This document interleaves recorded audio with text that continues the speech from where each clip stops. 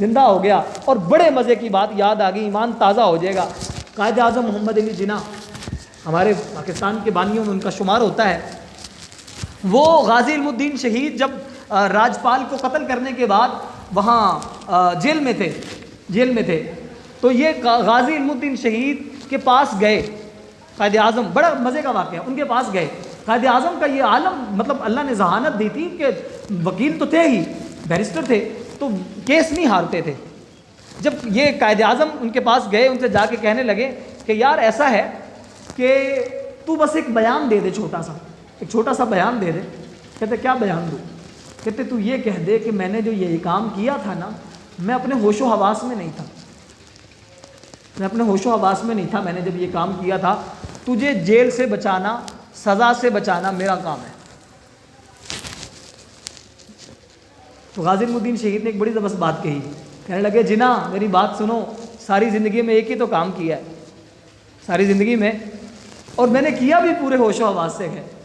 اگر میں اسی کے بارے میں کہہ دوں کہ میں نے ہوش و حواس سے نہیں کیا تو کل وہاں جا کے کیا منہ دکھاؤں گا میں نہیں کہنے والا کیس ہارتا ہوں, ہار جائے, مجھے اس بات سے کوئی ڈر نہیں ہے. اور پھر تختہ دار پہ جو کہتے ہیں نا, وہی لوگ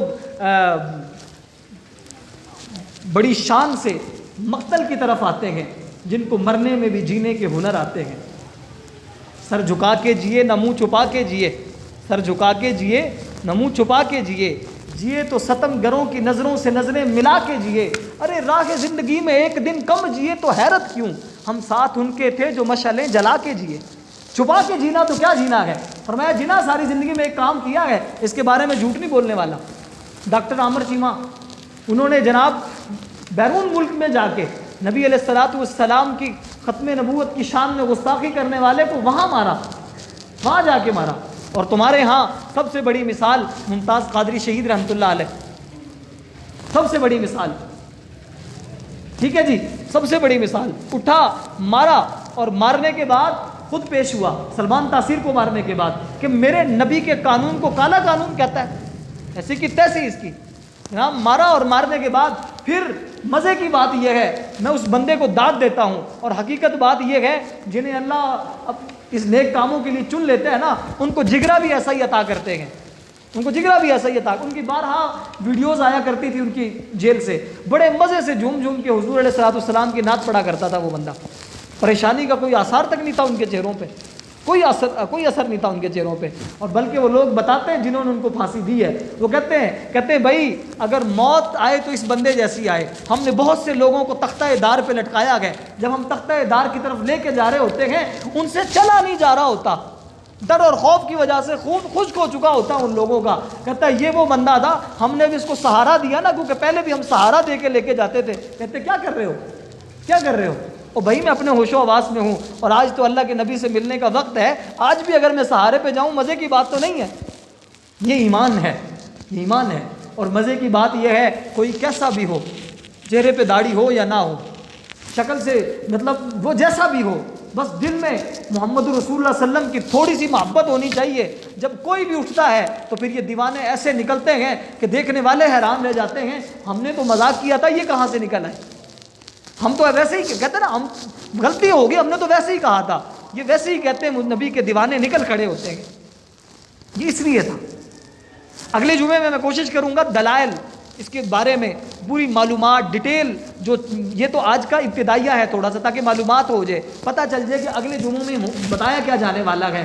قادیانیوں کی سرگرمیاں, اس کے علاوہ قادیانی جو ہے ہمارے ملک میں جو ملک کے خلاف جو کام کر رہے ہیں, جیسے اقبال نے کہا تھا رحمۃ اللہ علیہ, ڈاکٹر اقبال فرمایا کرتے قادیانی اسلام اور ملک دونوں کے غدار ہیں, اسلام اور ملک دونوں کے غدار ہیں, اور وہ غداری نبھا رہے ہیں تمہارے ملک کے ساتھ. تمہارے ملک میں بڑے عہدوں پہ بیٹھ کے وہ غداری نبھا رہے ہیں, تمہارے ملک کی کلیدی عہدے ان کے پاس ہیں, اور وہ بیٹھ کے اس ملک کی جڑیں کھوکھلی کر رہے ہیں. وہ کیوں کر رہے ہیں؟ کیونکہ ان کو پتہ ہے پوری دنیا میں اگر ہم اس ایک ملک کو گرانے میں کامیاب ہو گئے, اس پہ تسلط جمانے میں کامیاب ہو گئے, پھر دنیا میں قادیانیت کو پھیلنے سے کوئی نہیں روک سکتا. وہ ہے ان کا مشن ہے, ان کی سوچ ہو سکتی ہے, لیکن وہ یہ نہیں جانتے اسی ملک میں رہنے والے دنیا کی سب سے بڑی مسلمان جو قوم ہے وہ اس ملک میں رہتی ہے تعداد کے اعتبار سے، اور پھر نبی سے محبت کرنے والے بھی سب سے بڑے اس ملک میں رہتے ہیں۔ اگرچہ یہاں پر کرنے والے کرپشن کر سکتے ہیں، لالچ کر سکتے ہیں، دھوکہ دے سکتے ہیں، سب کچھ کر سکتے ہیں، لیکن جب نبی کی محبت کی باری آتی ہے تو وہ سب کچھ چھوڑ کے سب سے آگے کھڑے ہوتے ہیں۔ میں کتنوں کو ایسے کو جانتا ہوں، بڑے نازک مزاج ہمارے دوست ہیں، مطلب بڑے بڑے امیر گھروں کے وہ بچے ہیں جن کا اے سی کے بغیر گزارا نہیں ہو رہا ہوتا، جو ختم نبوت کے جلوس نکلا کرتے تھے، پسینے سے شرابور ہانپتے ہوئے جا رہے ہوتے تھے، لیکن وہ شامل ہوتے تھے۔ میں کہتا تھا یار تم کیا کر رہے ہو؟ کہتے شہباز بھائی ہمارا بھی تو نبی ہے، ہمارا بھی تو نبی ہے۔ تو یہ وہ چیز ہے، نبی کی محبت ہونی چاہیے، پھر تھوڑی ہو یا زیادہ ہو یہ نہیں دیکھا کرتی، انسان کو اٹھ کھڑا کرتی ہے، انسان کو اٹھ کھڑا کرتی ہے۔ آخری واقعہ سنا کے بات بھی ختم کرتا ہوں۔ کہتے ہیں یہ تھرپارکر کا جو علاقہ ہے یہاں ویسے بھی غربت ہے، ہر ایک جانتا ہے۔ وہ واقعہ شاید میرے پہلے بھی سنایا ہوگا۔ کہتے ہیں ایک لوہار تھا، وہ اپنا کام کر رہا تھا۔ کیا کام ہوتا ہے اس کا؟ وہی چیزیں بنانا لوہے کی۔ تو وہ غالباً چھری تیز کر رہا تھا۔ اس کے پاس ایک قادیانی آیا، وہ اپنے کام میں لگا ہوا تو اسے کہتا ہے بات سن، تو مرزا غلام احمد قادیانی پہ نا ایمان لے آ۔ کہتا کیوں؟ کہتا وہ بڑا یار کمال کا بندہ ہے، یہ ہے وہ ہے فلاں ہے فلاں ہے، اس نے ایسی ساری باتیں کی۔ کہتا اچھا؟ کہتا ہاں۔ وہ چھری تو تیز کر ہی رہا تھا، اس نے اٹھائی اس کی گردن پہ رکھ دی، اس کی گردن پہ رکھ دی۔ کہتا ہے اب تو ایسا کر، یا تو قادیانی کو گالیاں دے جس کو تو نبی مانتا ہے، یا تو اس کو گالیاں دے ورنہ تیرا گلا کاٹ دوں گا۔ جب اس کے ہلکا سا دبایا، اس نے جناب وہ مغلظات بکیں، شاید قادیانی کے ماننے والوں نے ساری زندگی نہ بکی ہوں۔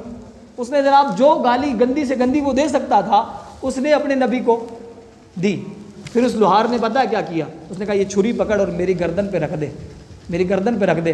اگر گلے سے کاٹا جائے نا سامنے سے تو جلدی کٹتا ہے، دکھ کم ہوتا ہے، تو ایسا کر گردن سے کاٹ مجھے پیچھے سے، اور پھر مجھ سے کہہ کہ میں اپنے نبی کو گالی دوں۔ تو میری بات کرتا ہے میرے سامنے میری ساری اولاد ذبح کر دے، مجھے ذبح کر دے، یقین کر میری زبان سے گالی دور کی بات ہے، میری سوچ میں بھی یہ بات نہیں آئے گی میں اپنے نبی کے لیے ایسا لفظ استعمال کروں۔